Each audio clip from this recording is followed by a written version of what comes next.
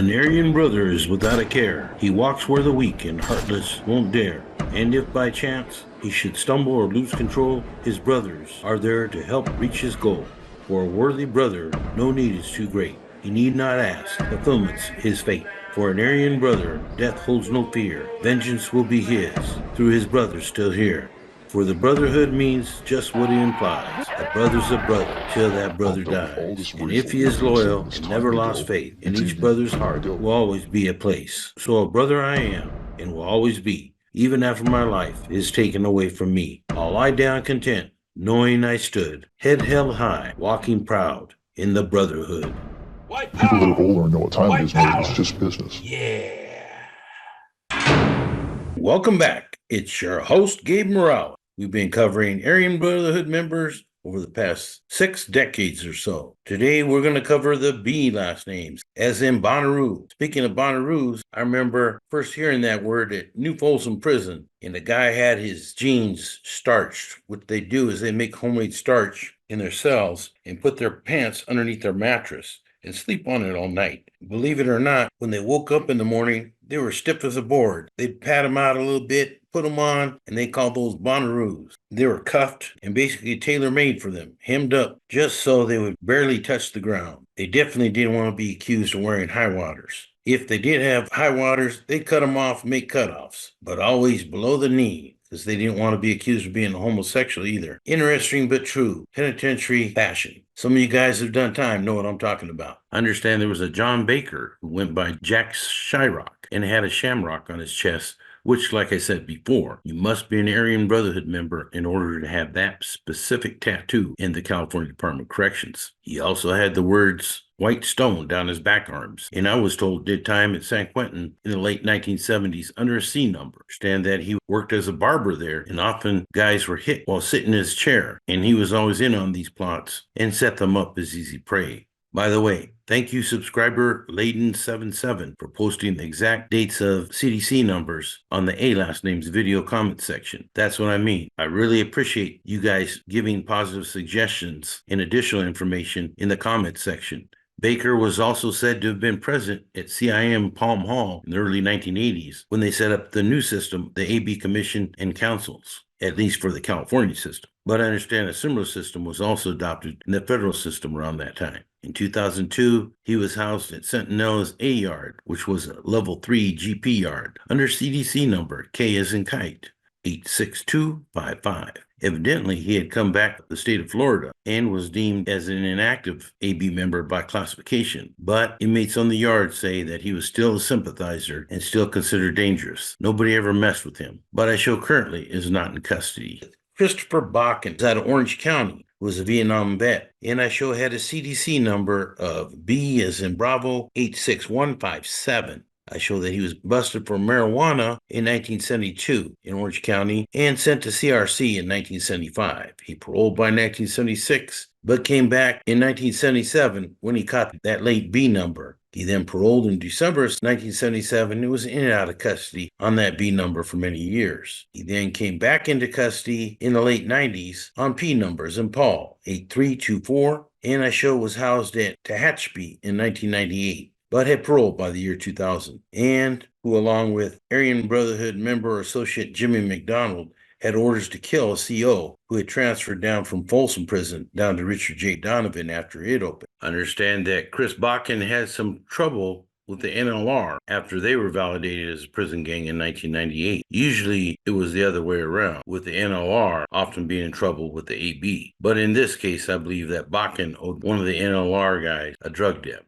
There was Ed Balch out of San Diego. I show he had B number 26017, and it was affiliated with the AB in the early to mid 70s. And I show at one time was housed at CMF Vacaville. He may have been related to Dick Balch, who was a crazy car dealer out of the Seattle, Washington area. He operated a car lot out of Federal Way, which is just south of Seattle, and basically became a local celebrity with his TV specials, and even made an appearance on The Tonight Show with Johnny Carson. Unfortunately, he became the center of attention in a bad way when in April of 1978, his home was raided by a masked man who actually was an acquaintance of my father. This guy's name was Michael Ward Hale. who was known to be a heavy cocaine addict. I guess Hale had been hanging out at Dick Balch's place and doing lines together. But Hale, who had become paranoid under cocaine use, accused Balch of setting him up. Eventually, Balch went bankrupt, probably partly due to his alleged drug habit. And I lost track of him after that, but I believe that Hale was incarcerated for many years. I'm not sure, but Michael Hale may have been related to Donald Hale, who I'll speak about later under the H's. But like I said, there's a lot more connections to the AB from California to Washington State than many people are aware of. I show a Tommy Ball out of the Bay Area, who had a B number in the mid-1970s, and I show was involved in a homicide of a guy named Cruz with Bulldog Lad, I believe at Folsom Prison in December 1974. He may have been related to Terry Douglas Ball, aka Spanky, who I show was out of Southern California. But like I said, a lot of these guys are related, either through marriage or through blood. I show that Spanky was affiliated with the AB under E numbers in Edward, 59683. He then was let out on that in the early 1990s, but was popped for a bank robbery and sent to the feds under BOP number 57492-097. And I show was housed at Lompoc in 1997. I showed that he was finally released from the BOP in November 2009. There was a Brandon Bam Bam Bannock, who with Evan Soldier Perkins was involved in a double homicide in Pomona, California. Understand that longtime AB member Francis Frank Clement gave the order. The two victims, Ronnie Ennis and James Yeagle, both in their 40s, were evidently killed because they ran afoul of the AB. That case was just one of many that was named in the federal RICO indictment. Then there was Stephen Barnes, who I show was out of Temple City.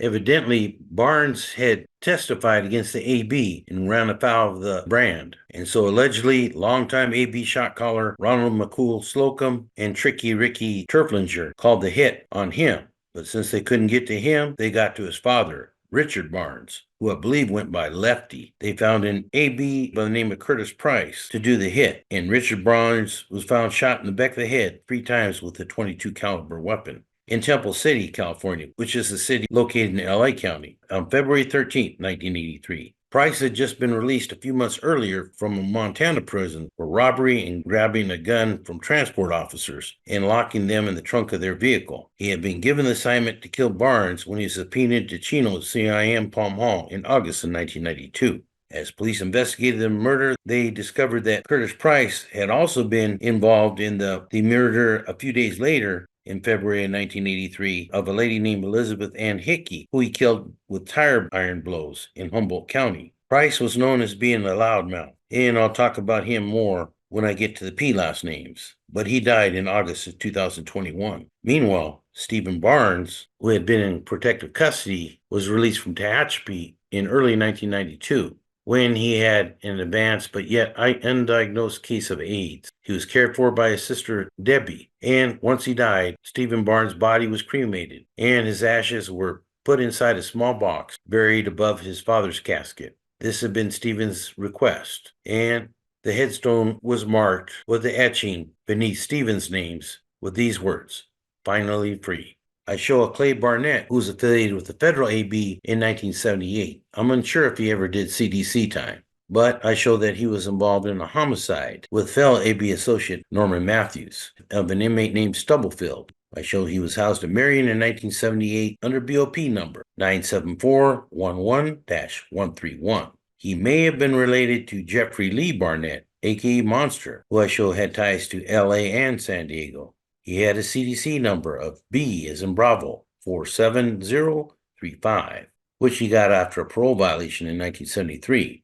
I show he was housed at CRC in 1975 and returned in 77 to 78. I show he got off that B number but returned to CDC with C number 25327 and was housed at CIM in 1982. Then show he got off that C number, but just like a lot of these guys who can't stay out of the big house, he came back under a robbery brief in 1989 under E numbers in Edward 30817. Then show he got out on that, but was popped for a bank robbery in 1991, I believe down in the San Diego area, and he was sent to the BOP under number 56092-028. I show that he was housed in Tucson in the year 2004 and was named in the AB RICO conspiracy, but I'm unsure what happened to him.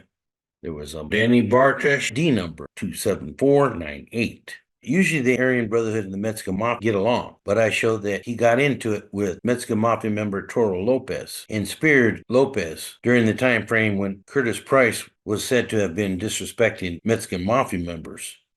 I showed Danny Bartesh is currently housed at Corcoran State Prison. There was a Michael Bartosh, aka Danger, at San Bernardino County. I showed that he was a hitman for the AB and was close to Barry Mills. Bartosh was sent to the feds under BOP number 36522-136. I showed that Danger Bartosh died on January 27, 1983 in the BOP.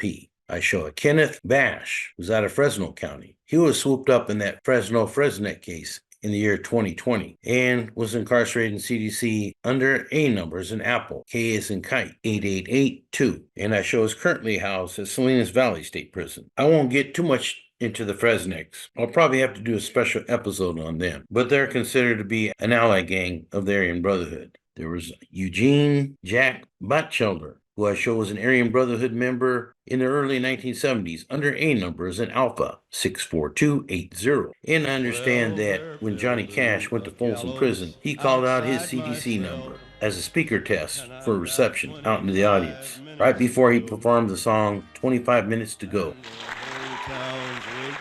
There was a Neil Baumgarten, who was an AB member who was killed by a DC black named Alvin Wright and James Claiborne at USP Lewisburg in 1982. Many feel actually it was in retaliation for Thomas Silverstein killing Raymond Cadillac Smith in Marion. Baumgarten was not an Aryan Brotherhood member, but gave the impression that he was, and the DC blacks thought he was, so he's taken out. He may have been related to Gary Baumgarten, who had CDC number B as in Bravo 47264. There's Jeremy Zap Beasley, who's out of Sacramento. He was a Nazi lowrider who later on became an AB member under J number 21514.